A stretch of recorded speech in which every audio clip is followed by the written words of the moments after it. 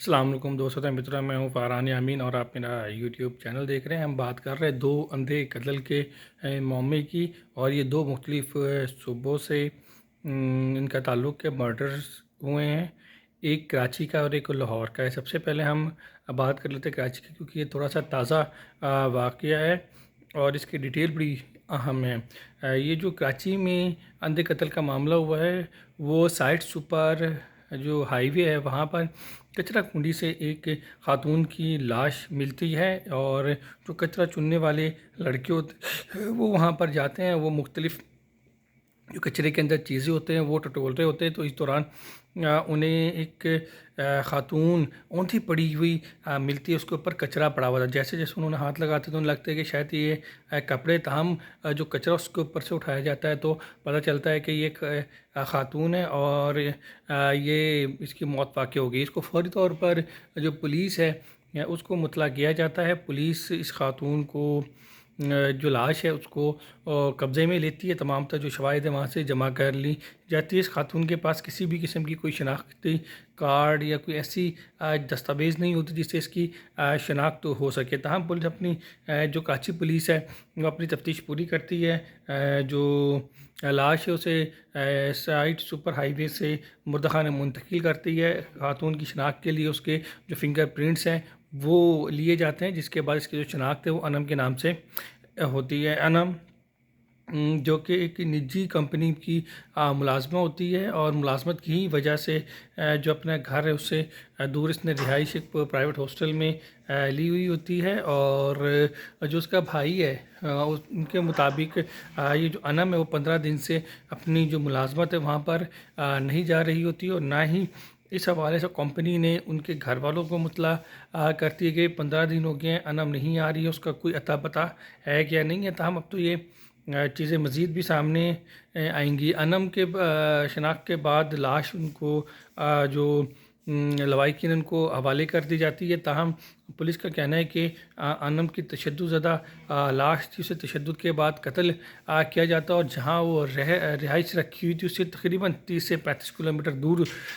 ये जाए वक़ुआ था। पुलिस का कहना है कि जो अभी तक जो मुहर्रिकात हैं कत्ल के वो सामने नहीं आई है, किसने कत्ल किया है, क्यों कत्ल किया है। ताहम जो मोबाइल फ़ोन है उसका फोरेंसिक किया जा रहा है, इसके बाद कातिल तक भी पहुंच लिया जाएगा। दूसरा जो कत्ल है वो लाहौर के हवाले से था। ये भी एक ब्लाइंड मर्डर था, लेकिन इसके ट्रेस होने के चांसेस बहुत ज़्यादा थे बानिस्बत कराची के जो साइड सुपर हाईवे है उसकी निस्बत, क्योंकि ये जो मर्डर हुआ था ये एक ये समझ लें मार्केट के बिल्कुल एंड रोड के ऊपर हुआ था और उसकी अपोजिट साइड के ऊपर हैवी कैमरे लगे हुए थे। और जिस साइड से ये मकतूला को लेकर मोटरसाइकिल पर आ रहा था वहाँ पर भी सेफ सिटी के कैमरे मौजूद थे और बाकी जो मार्केट है उसके साथ साथ भी दीगर कैमरे मौजूद थे। तो पुलिस के लिए उसको ट्रेस करना बानिस्बत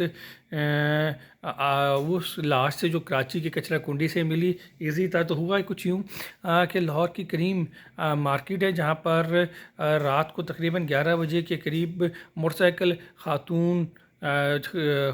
पर एक खातून सवार थी और अचानक वो मोटरसाइकिल से गिरती है। तो शायद लोगों को लगता है कि ये चकराकर मोटरसाइकिल से गिरी है। ताहम इसके साथ ही जो बुलेट है उसकी भी आवाज़ है वो सुनाई दी जाती है।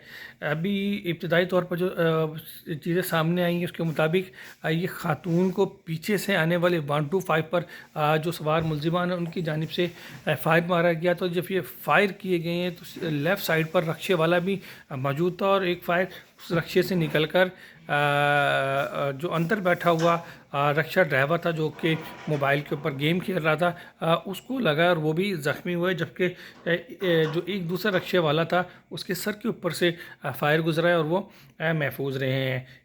जो मोटरसाइकिल सवार थे पीछे से आने वाला 125 पर था वो भी मफरूर हो गया, जबकि जिसके साथ ये खातून बैठी हुई थी और जा रही थी वो भी मौके से फ़रार होने में कामयाब हो गया है।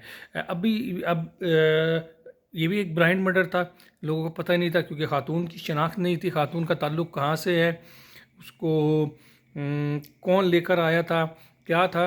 तहम इसके भी चाहे वो कुआ का PFS किया जाता है और पुलिस की तफ्तीशी टीमें रवायती अंदाज में तफ्तीश करती हैं और CCTV फुटेजेस हासिल करती हैं, जिसके अंदर जो कातिल है उसकी भी शिनाख्त हो जाती है। और इस बीच के अंदर जो मकतूला है उसकी भी शनाख्त हो जाती है और उसकी शनाख्त ज़ोरा के नाम से होती है। ज़रा जो कि इसके शनाख्ती कार्ड के ऊपर 2 एड्रेसेस होते हैं, एक गवाल मंडी का एड्रेस होता है और दूसरा साहिवाल का।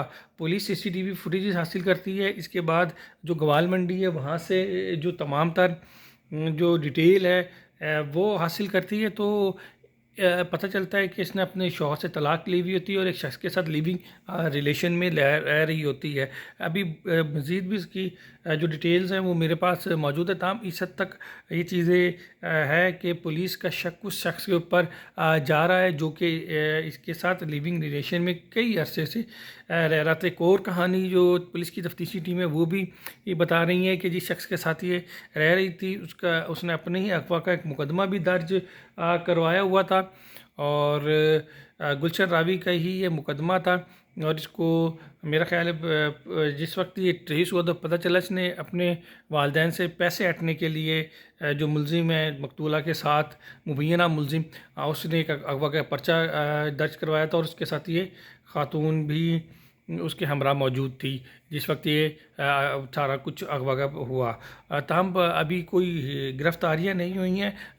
पुलिस इस पॉइंट के ऊपर भी जो तफ्तीश है वो कर रही है और ब्लाइंड अभी तक ये मर्डर है, क्योंकि अब सवाल ये है कि जो हमरा मौजूद था शख्स उसने ही फायर मारा है, पीछे से आने वाला जो मोटरसाइकिल है उन्होंने फायर मारा है। जो जाए वो कुआ है जहाँ पर इसकी डेड बॉडी पड़ी हुई थी और जो रक्शे ड्राइवर को जिस जगह से फायर गुजरा है रक्शे में से उसमें थोड़ा सा फासला है।